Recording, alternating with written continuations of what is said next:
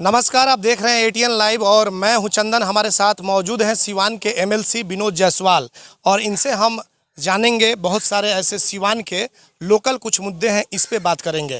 Sir, सबसे पहले हम बात करेंगे सिवान के नगर परिषद पर। आप सिवान शहर से आ रहे हैं, कचरों का अंबार लगा हुआ है। जो भी शहर के कई पॉइंट है जहां पे कूड़ा कचरा डंपिंग होता है, सुबह में हटा लिया जाता है।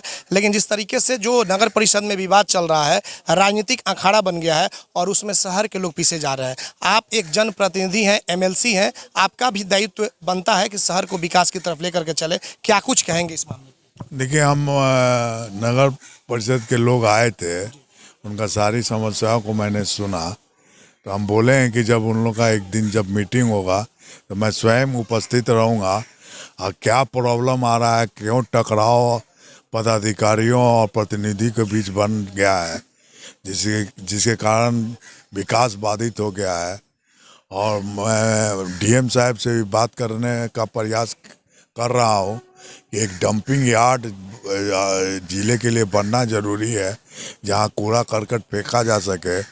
नहीं तो सही में आने वाला समय काफ़ी दयनीय हो जाएगी सिवान जिला के लिए।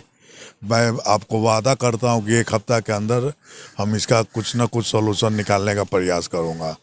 एनजीओ को काम दिया गया और इसको लेकर के चेयरमैन से लेकर के कई पार्षद धरना पे बैठ गए। कहा जा रहा है कि एक बड़े घोटाले की तैयारी हो रही है, तो क्या इस पे आप क्या कुछ करेंगे? देखिए, पदाधिकारी से हम यही रिक्वेस्ट करेंगे कि सिवान के विकास में अगर कोई तरह का घपला अगर पाया जाता है तो मैं अपने कमेटी के माध्यम से आपको बुलाऊंगा, आप अपना उत्तर रखेंगे और उत्तर का जवाब संतोषजनक अगर नहीं होता है तो हम कार्रवाई करने से हिचकेंगे नहीं। इसलिए उनसे आग्रह करते हैं कि सही काम करिए। विकास के काम में कोई भी तरीका का कोई भी पदाधिकारी और कोई भी अगर विकास के काम में बाधक बनते हैं तो हम हमसे लड़ने के लिए तैयार हैं। सर, कुछ चुनावी मुद्दे पे बात करेंगे। मोदी जी ने 200 रुपये गैस सिलेंडर पे कम कर दिए। इसको क्या माना जाए कि ये चुनाव को देखते हुए जनता को एक इस तरह का लॉलीपॉप थमाया गया है या फिर मोदी जी घबरा गए हैं? देखिए, घबराहट तो उनमें है और ये बहुत कुछ वो ऐसा ऐसा काम करेंगे जिससे कि जनता को बेनिफिट हो। लेकिन आज भी क्रूड ऑयल का दाम नहीं घटा है, जबकि इंटरनेशनल मार्केट में काफ़ी कम प्राइस में क्रूड ऑयल अवेलेबल है। उसी प्रकार गैस का भी दाम घटा हुआ है और जिससे पता चलता है कि कितने लाखों करोड़ का फ़ायदा अंबानी अंडानी को कराया जा रहा है। घुमा फिरा के प्राइस कम नहीं करने के कारण इनडायरेक्ट बेनिफिट उन लोग को ट्रांसफ़र हो रहा है, जिसमें इंडिया में अच्छा खासा मार्केट शेयर है। ये पूरा इंडिया जानता है, उनको कमवा के ये राजा बनवा रहे हैं और देश में महंगाई फैला रहे हैं। डीजल एक ऐसा साधन है इंडिया के लिए कि महंगाई पर काफ़ी असर करता है। सारा ट्रांसपोर्टेशन डिपेंड करता है। जब सब गाड़ी का फेयर भागता है तो वो बट नेचुरल की प्राइस भी भागता है।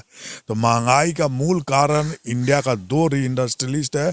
अगर सरकार उस पर ध्यान देना बंद कर दे तो इंडिया की हालत सुधर जाएगी और जो महंगाई है वो भी इस रास्ते पर आ जाएगी। ये 200 रुपया कम करना कोई सरकार का मतलब इसमें तारीफ नहीं बनता है, काहे कि जितना मार्जिन है उसमें ये छोटा सा कमी कोई मायने नहीं रखता है।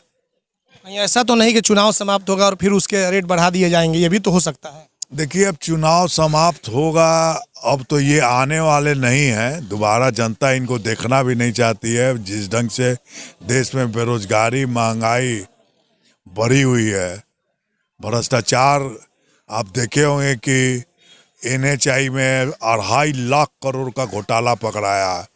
18,000 पर किलोमीटर रोड का सैंक्शन प्लान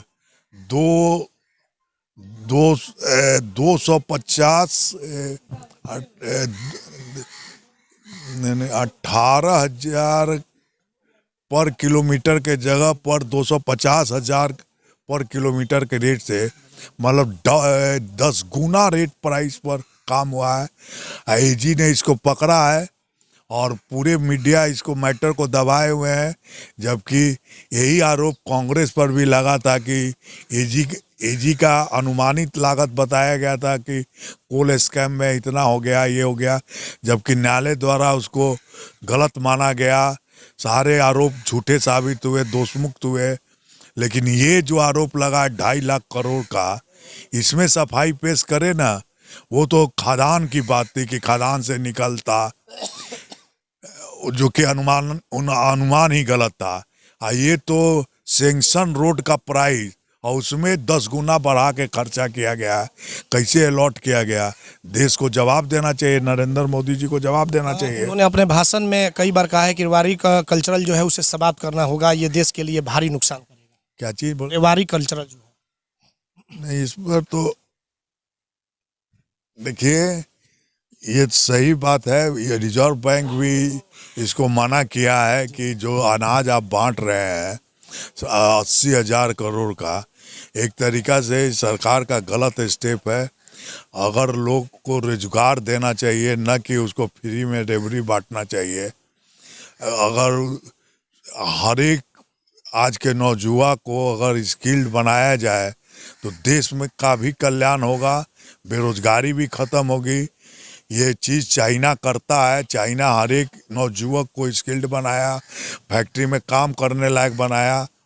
अब हम चाइना का बोलेंगे तो लोग बोलेगा कि देशद्रोही है, लेकिन देखिए आज का जो स्थिति है उसको समझना चाहिए। अगर कोई देश तरक्की कर रहा है तो उसका अनुसरण करने में हमें कोई हिचक नहीं होनी चाहिए।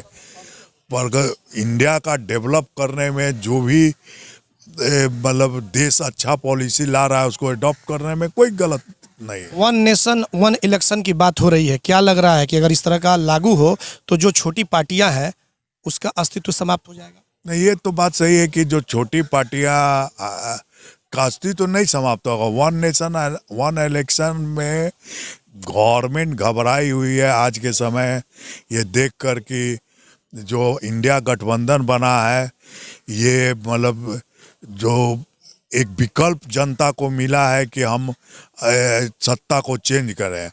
और इसमें इंडिया गठबंधन कल का जो बैठक, उसमें साफ झलक रहा है कि सारे लोग संगठित होकर चुनाव लड़ रहे हैं। और जनता पसंद भी नहीं करती थी बीजेपी को, बड़का झुट्टा पार्टी को। तो अब आज के समय में विकल्प के रूप में इंडिया गठबंधन उनको ऑप्शन मिला हुआ है, इसलिए मैं तो जानता हूं कि सफाया होना तय है। ये भी कहा जा रहा है कि अगर अन्य राज्यों से सहमति नहीं मिले तो राष्ट्रपति शासन भी लागू कर दिया जाए। देखिए, वो प्लान हम लोग भी समझ रहे हैं कि पहले भी बोलते थे कि 24 के बाद इलेक्शन नहीं होगा। अब लगता है कि अभी से ही दिखाई दे रहा है कि अपनी निश्चित हार को देखते हुए वो इलेक्शन टालने का प्रयास कर रहे हैं। आपका कहना सही है कि राज्य की सहमति नहीं मिलने के कारण ये संभव नहीं है कि 1 नेशन 1 इलेक्शन कर सकें। लेकिन जनता सारी चीज़ों को समझ रही है, न्यायालय भी है। अगर चुनाव तो कराएगी ही, इनका मोनोपोली तो चलने नहीं देगी, इनका जो प्लान है उसको तो चलने नहीं दिया जाएगा।